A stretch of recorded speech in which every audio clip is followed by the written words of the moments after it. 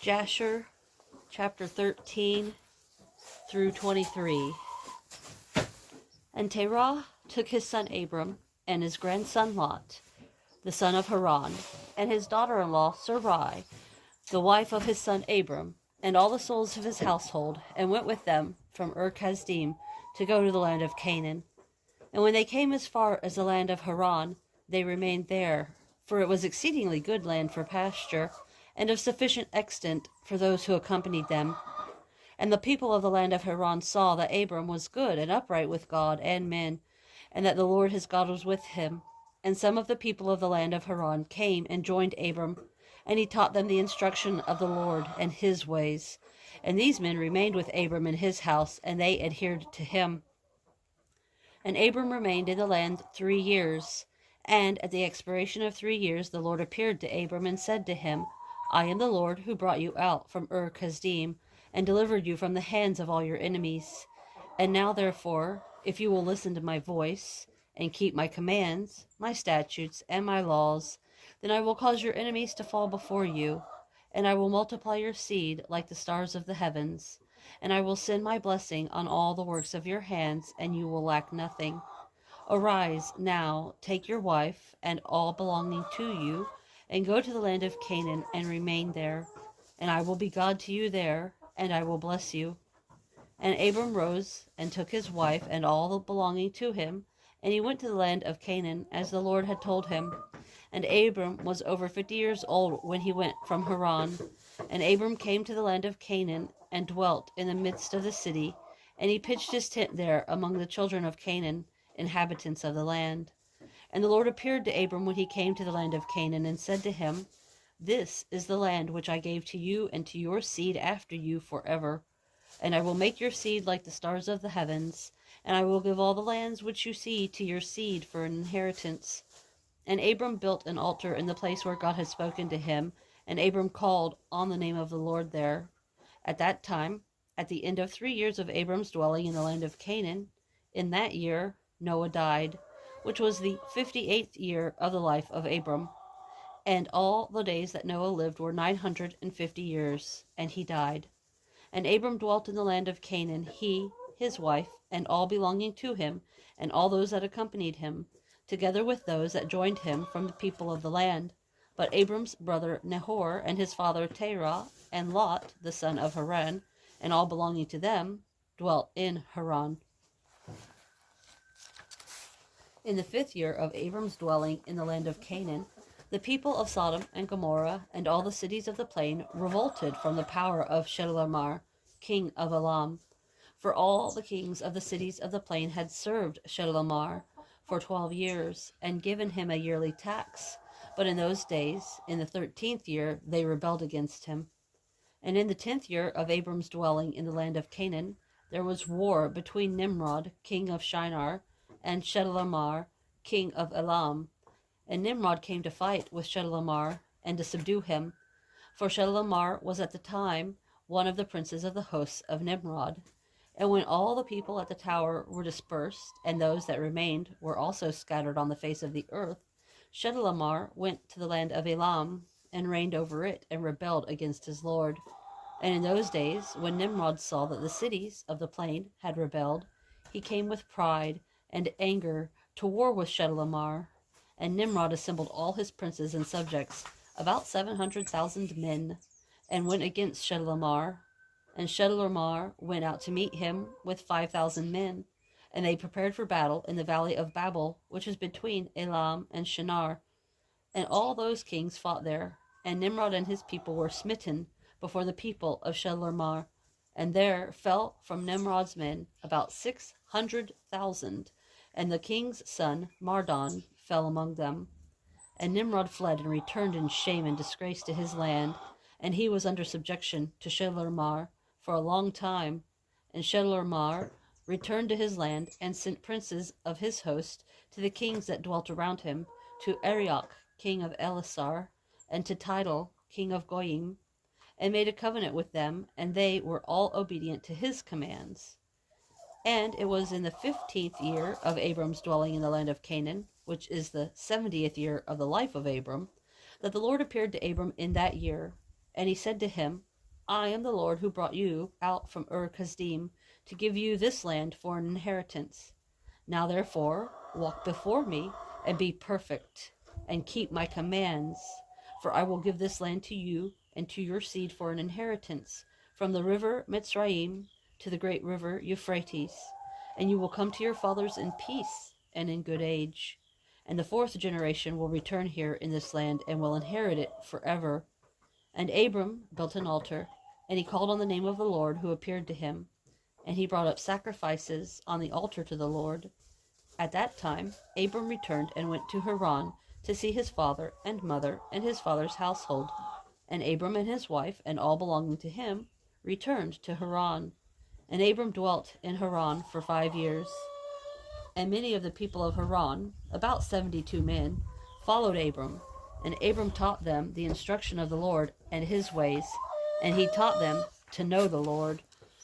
In those days the Lord appeared to Abram in Haran, and he said to him, Behold, I spoke to you these 20 years back, saying, Go out from your land, from your birthplace, and from your father's house, to the land which I have shown you, to give it to you and to your children. For there in that land I will bless you, and make you a great nation, and make your name great. And in you the families of the earth will be blessed. Now therefore, arise, go out from this place, you, your wife, and all belonging to you, also everyone born in your house, and all the souls you have made in Haran, and bring them out with you from here, and rise to return to the land of Canaan. And Abram arose and took his wife Sarai, and all belonging to him, and all that were born to him in his house, and the souls which they had made in Haran, and they came out to go to the land of Canaan. And Abram went and returned to the land of Canaan, according to the word of the Lord. And Lot, the son of his brother Haran, went with him. And Abram was 75 years old when he went out from Haran to return to the land of Canaan. And he came to the land of Canaan according to the word of the Lord to Abram. And he pitched his tent, and he dwelt in the plain of Mamre. And his brother's son Lot, and all belonging to him, were with him. And the Lord appeared to Abram again and said, To your seed I will give this land. And he built an altar there to the Lord who appeared to him, which is still in the plains of Mamre to this day. Jasher, chapter 14. In those days there was a wise man in the land of Shinar, who had understanding in all wisdom, and of a beautiful appearance, but he was poor and indigent. His name was Rechiah, and he was hard set to support himself. And he resolved to go to Egypt, to Osiris, the son of Edom, king of Egypt, to show the king his wisdom, for perhaps he might find grace in his sight to raise him up and give him maintenance. And Rechiah did so. And when Rechiah came to Egypt, he asked the inhabitants of Egypt concerning the king. And the inhabitants of Egypt told him the custom of the king of Egypt, for it was then the custom of the king of Egypt that he went from his royal palace and was seen abroad only 1 day in the year, and after that the king would return to his palace to remain there. And on the day when the king went out, he passed judgment in the land, and everyone having a suit came before the king that day to obtain his request. And when Rechiah heard of the custom in Egypt, and that he could not come into the presence of the king, he grieved greatly, and was very sorrowful. And in the evening Rechiah went out and found a house in ruins, formerly a bakehouse in Egypt. And he remained there all night in bitterness of soul, and pinched with hunger, and sleep was removed from his eyes. And Rechiah considered within himself what he should do in the town until the king made his appearance, and how he might maintain himself there. And he rose in the morning and walked around, and met in his way those who sold vegetables and various sorts of seed with which they supplied the inhabitants. And Rechiah wished to do the same in order to get a maintenance in the city, but he was unacquainted with the custom of the people, and he was like a blind man among them. And he went and obtained vegetables to sell them for his support.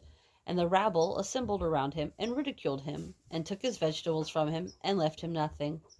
And he rose up from there in bitterness of soul, and went sighing to the bakehouse in which he had remained all the night before, and he slept there the second night. And on that night he reasoned within himself again how he could save himself from starvation, and he devised a scheme how to act. And he rose up in the morning and acted ingeniously, and went and hired 30 strong men of the rabble, carrying their war instruments in their hands. And he led them to the top of the Egyptian tomb, and he placed them there. And he commanded them, saying, Thus says the king, strengthen yourselves, and be valiant men, and let no man be buried here until 200 pieces of silver are given, and then he may be buried. And those men did according to the order of Rechiah to the people of Egypt the whole of that year. And in 8 months' time Rechiah and his men gathered great riches of silver and gold. And Rechiah took a great quantity of horses and other animals, and he hired more men, and he gave them horses, and they remained with him. And when the year came around at the time the king went out into the town, all the inhabitants of Egypt assembled together to speak to him concerning the work of Rechiah and his men. And the king went out on the appointed day, and all the Egyptians came before him and cried to him, saying, May the king live forever. What is this thing you do in the town to your servants, not to permit a dead body to be buried until so much silver and gold are given? Was there ever the like to this done in the whole earth from the days of former kings, yes, even from the days of Adam to this day, that the dead should not be buried, except only for a set price? We know it to be the custom of kings to take a yearly tax from the living, but you do not only do this, but you also exact a tax from the dead day by day. Now, O king, we can no longer bear this, for the whole city is ruined on this account, and do you know it? And when the king heard all that they had spoken, he was very angry, and his anger burned within him at this affair, for he had known nothing of it. And the king said, Who and where is he that dares to do this wicked thing in my land without my command? Surely you will tell me. And they told him all the works of Rechiah and his men, and the king's anger was aroused, and he ordered Rechiah and his men to be brought before him. And Rechiah took about 1,000 children, sons and daughters, and clothed them in silk and embroidery, and he set them on horses and sent them to the king by means of his men. And he also took a great quantity of silver and gold and precious stones, and a strong and beautiful horse as a present for the king, with which he came before the king and bowed down to the earth before him. And the king, his servants, and all the inhabitants of Egypt wondered at the work of Rechiah, and they saw his riches and the present that he had brought to the king. And it greatly pleased the king, and he wondered at it. And when Rechiah sat before him, the king asked him concerning all his works. And Rechiah spoke all his words wisely before the king, his servants, and all the inhabitants of Egypt. And when the king heard the words of Rechiah and his wisdom, Rechiah found grace in his sight, and he met with grace and kindness from all the servants of the king and from all the inhabitants of Egypt, on account of his wisdom and excellent speeches. And from that time they loved him exceedingly. And the king answered and said to Rechiah, Your name will no longer be called Rechiah, but Pharaoh will be your name, since you exacted a tax from the dead. And he called his name Pharaoh.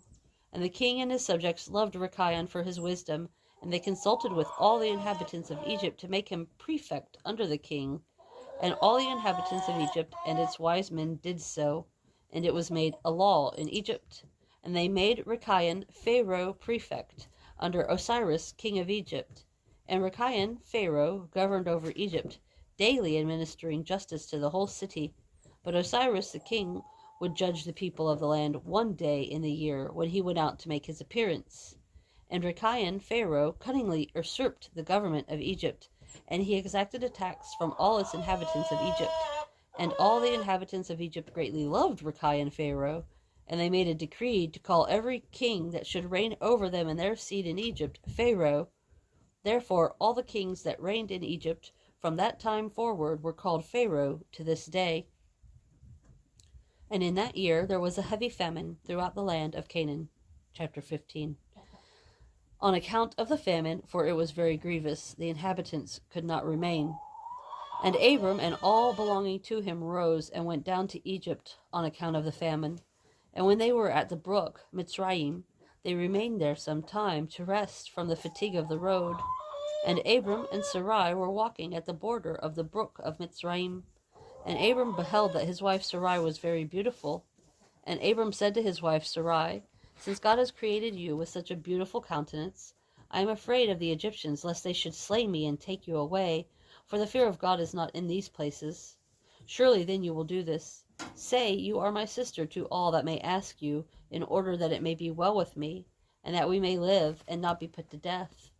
And Abram commanded the same to all those that came with him to Egypt on account of the famine.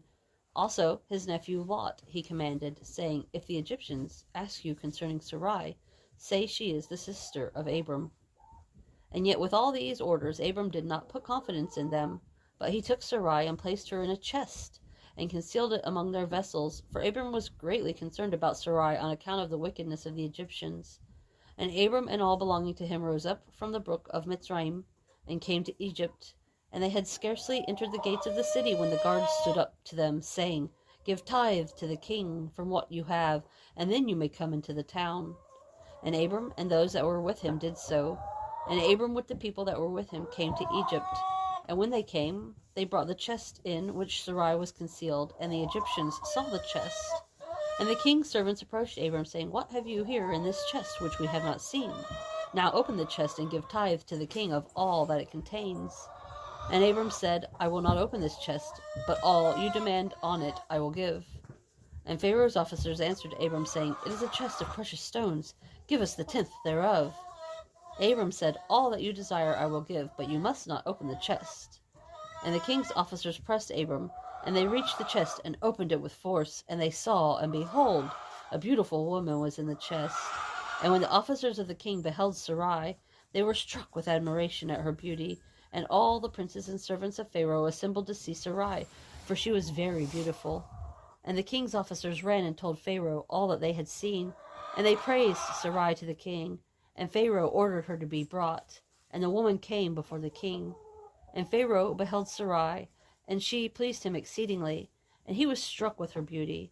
And the king rejoiced greatly on her account, and made presents to those who brought him the tidings concerning her. And the woman was then brought to Pharaoh's house, and Abram grieved on account of his wife, and he prayed to the Lord to deliver her from the hands of Pharaoh. And Sarai also prayed at that time, and said, O Lord God, you told my lord Abram to go from his land and from his father's house to the land of Canaan, and you promised to do well with him if he would perform your commands. Now, behold, we have done that which you commanded us, and we left our land and our families, and we went to a strange land, and to a people whom we have not known before. And we came to this land to avoid the famine, and this evil accident has befallen me. Now therefore, O Lord God, deliver us, and save us from the hand of this oppressor, and do well with me for the sake of your mercy. And the Lord listened to the voice of Sarai, and the Lord sent a messenger to deliver Sarai from the power of Pharaoh. And the king came and sat before Sarai, and behold, a messenger of the Lord was standing over them. And he appeared to Sarai and said to her, Do not fear, for the Lord has heard your prayer. And the king approached Sarai and said to her, What is that man to you who brought you here? And she said, He is my brother. And the king said, It is incumbent on us to make him great, to elevate him, and to do to him all the good which you will command us. And at that time the king sent silver and gold and precious stones to Abram in abundance, together with cattle, men servants, and maid servants. And the king ordered Abram to be brought. And he sat in the court of the king's house, and the king greatly exalted Abram on that night. And the king approached to speak to Sarai, and he reached out his hand to touch her, when the messenger struck him heavily, and he was terrified, and he refrained from reaching to her. And when the king came near to Sarai, the messenger struck him to the ground, and acted thus to him the whole night. And the king was terrified. And on that night the messenger heavily struck all the servants of the king and his whole household on account of Sarai. And there was a great lamentation that night among the people of Pharaoh's house. And Pharaoh, seeing the evil that befell him, said, Surely on account of this woman this thing has happened to me. And he removed himself at some distance from her, and spoke pleasing words to her. And the king said to Sarai, Please, tell me concerning the man with whom you came here. And Sarai said, This man is my husband. And I said to you that he was my brother, for I was afraid lest you should put him to death through wickedness. And the king kept away from Sarai, and the plagues of the messenger of the Lord ceased from him and his household. And Pharaoh knew that he was smitten on account of Sarai, and the king was greatly astonished at this. And in the morning the king called for Abram and said to him, What is this you have done to me? Why did you say she is my sister? Owing to which I took her to me for a wife, and this heavy plague has therefore come on me and my household. Now therefore, here is your wife. Take her and go from our land, lest we all die on her account. And Pharaoh took more cattle, men servants, and maid servants, and silver and gold to give to Abram, and he returned his wife Sarai to him. And the king took a maiden, whom he begot by his concubines, and he gave her to Sarai for a handmaid. And the king said to his daughter, It is better for you, my daughter, to be a handmaid in this man's house than to be mistress in my house, after we have beheld the evil that befell us on account of this woman. And Abram arose, and he and all belonging to him went away from Egypt. And Pharaoh ordered some of his men to accompany him, and all that went with him. And Abram returned to the land of Canaan, to the place where he had made the altar, where he at first had pitched his tent. And Lot, the son of Haran, Abram's brother, had a heavy stock of cattle, flocks and herds and tents, for the Lord was bountiful to them on account of Abram. And when Abram was dwelling in the land, the herdsmen of Lot quarreled with the herdsmen of Abram, for their property was too great for them to remain together in the land, and the land could not bear them on account of their cattle. And when Abram's herdsmen went to feed their flock, they would not go into the fields of the people of the land, but the cattle of Lot's herdsmen did otherwise, for they were allowed to feed in the fields of the people of the land. And the people of the land saw this occurrence daily, and they came to Abram and quarreled with him on account of Lot's herdsmen. And Abram said to Lot, What is this you are doing to me, to make me despicable to the inhabitants of the land, that you order your herdsmen to feed your cattle in the fields of other people? Do you not know that I am a stranger in this land among the children of Canaan? And why will you do this to me? And Abram quarreled daily with Lot on account of this, but Lot would not listen to Abram, and he continued to do the same. And the inhabitants of the land came and told Abram. And Abram said to Lot, How long will you be to me for a stumbling block with the inhabitants of the land? Now I implore you, let there no longer be quarreling between us, for we are relatives. But please separate from me.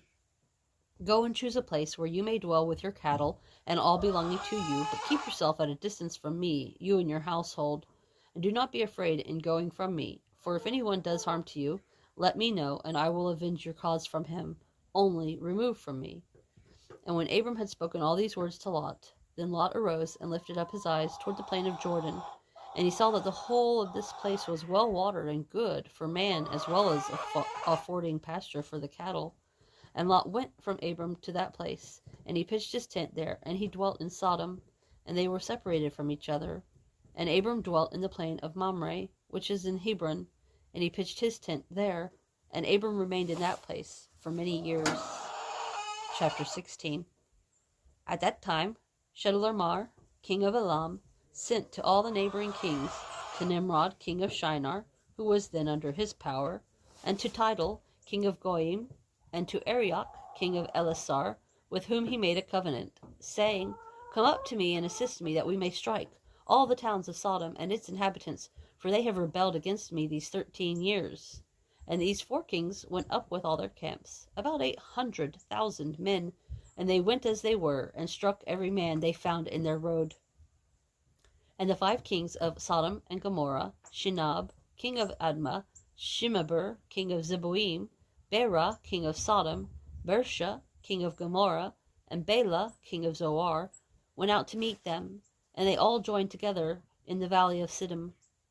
And these 9 kings made war in the valley of Siddim. The kings of Sodom and Gomorrah were smitten before the kings of Elam.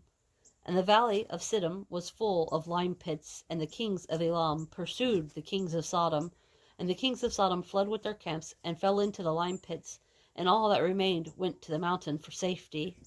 And the 5 kings of Elam came after them, and pursued them to the gates of Sodom. And they took all that there was in Sodom, and they plundered all the cities of Sodom and Gomorrah, and they also took Lot, Abram's brother's son, and his property. And they seized all the goods of the cities of Sodom, and they went away.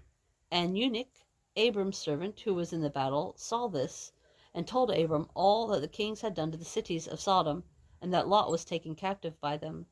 And Abram heard this, and he rose up with about 318 men that were with him, and he pursued these kings that night and struck them, and they all fell before Abram and his men, and there was none remaining but the 4 kings who fled, and they each went his own way.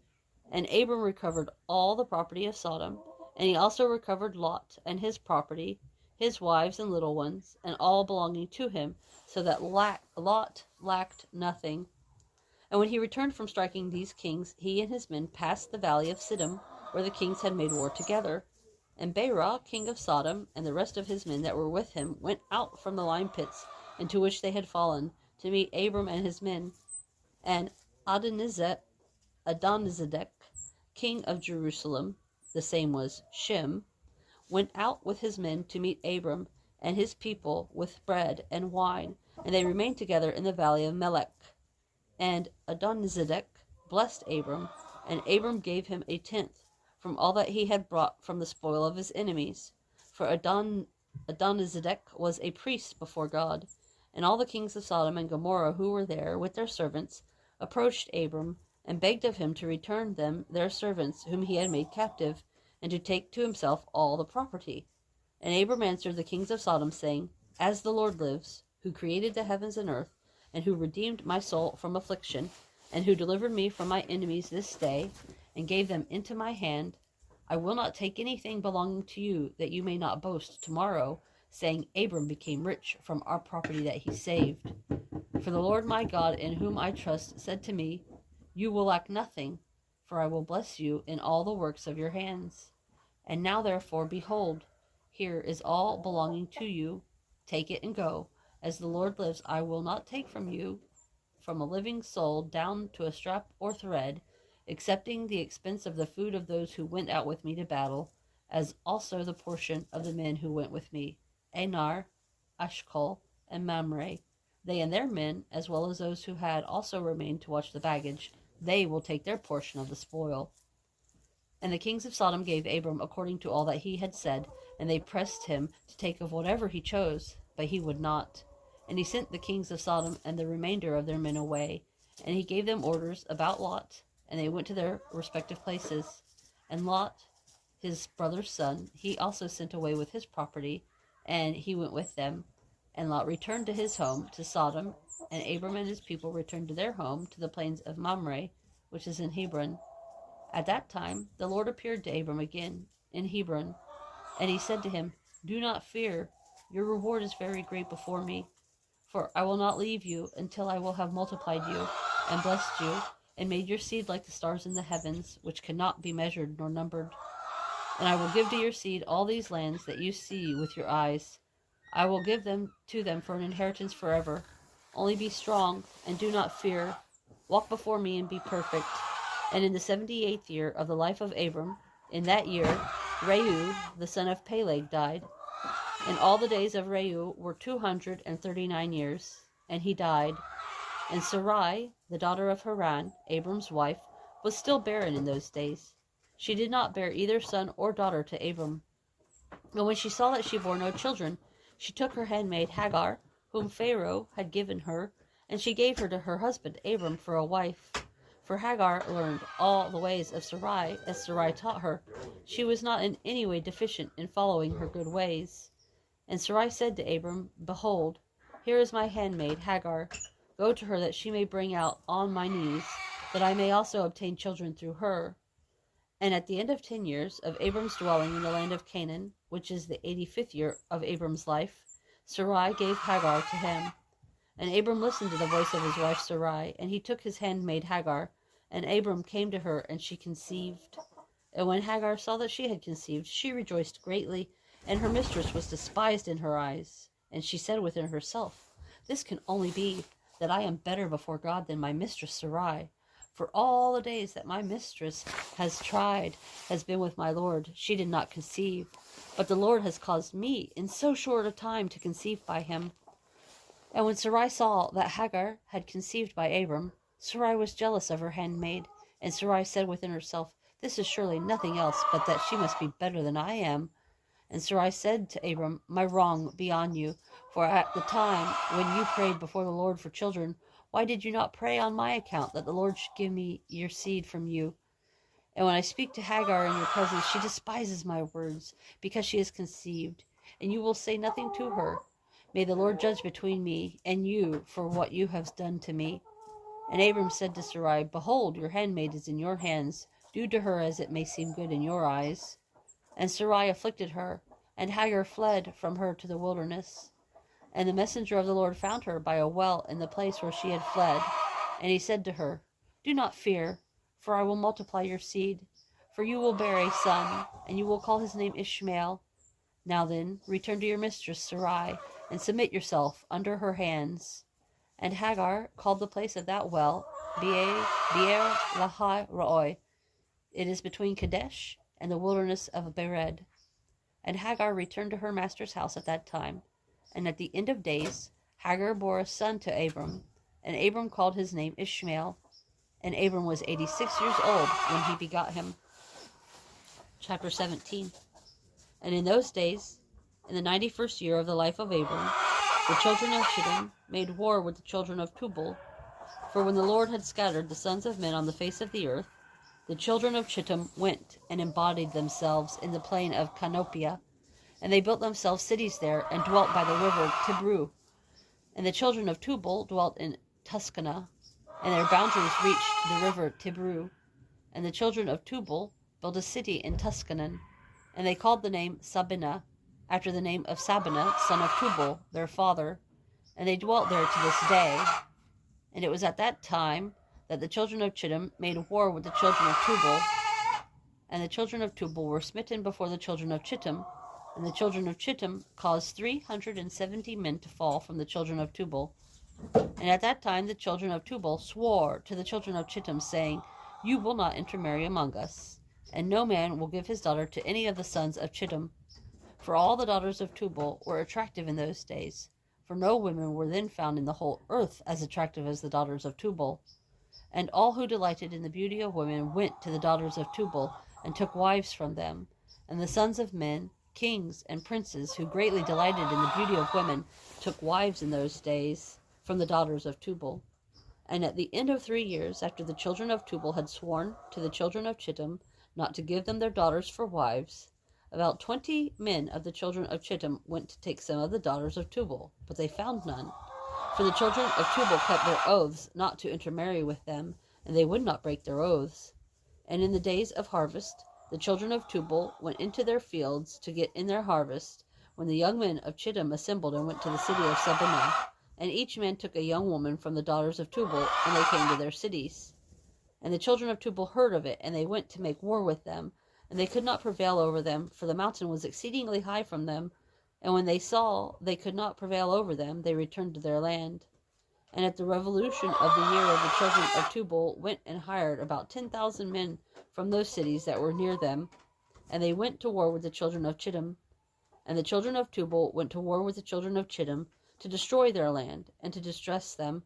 And in this engagement the children of Tubal prevailed over the children of Chittim. And the children of Chittim, seeing that they were greatly distressed, lifted up the children which they had by the daughters of Tubal on the wall which had been built to be before the eyes of the children of Tubal. And the children of Chittim said to them, Have you come to make war with your own sons and daughters? And have we not been considered your flesh and bones from that time until now? And when the children of Tubal heard this, they ceased to make war with the children of Chittim, and they went away, and they returned to their cities. And the children of Chittim assembled at that time and built 2 cities by the sea, and they called one Purtu, and the other Arizah. And Abram the son of Terah was then 99 years old. At that time the Lord appeared to him, and he said to him, I will make my covenant between me and you, and I will greatly multiply your seed. And this is the covenant which I make between me and you, that every male child is circumcised, you and your seed after you. At 8 days old he will be circumcised, and this covenant will be in your flesh for a perpetual covenant. And now, therefore, your name will no longer be called Abram, but Abraham, and your wife will no longer be called Sarai, but Sarah, for I will bless you both, and I will multiply your seed after you, that you will become a great nation, and kings will come out from you. Chapter 18. And Abram rose and did all that God had ordered him. And he took the men of his household, and those bought with his money, and he circumcised them as the Lord had commanded him. And there was not one left whom he did not circumcise. And Abram and his son Ishmael were circumcised in the flesh of their foreskin. Ishmael was 13 years old when he was circumcised in the flesh of his foreskin. And that ends this portion to keep up with Genesis. And we will pick up again on the next reading.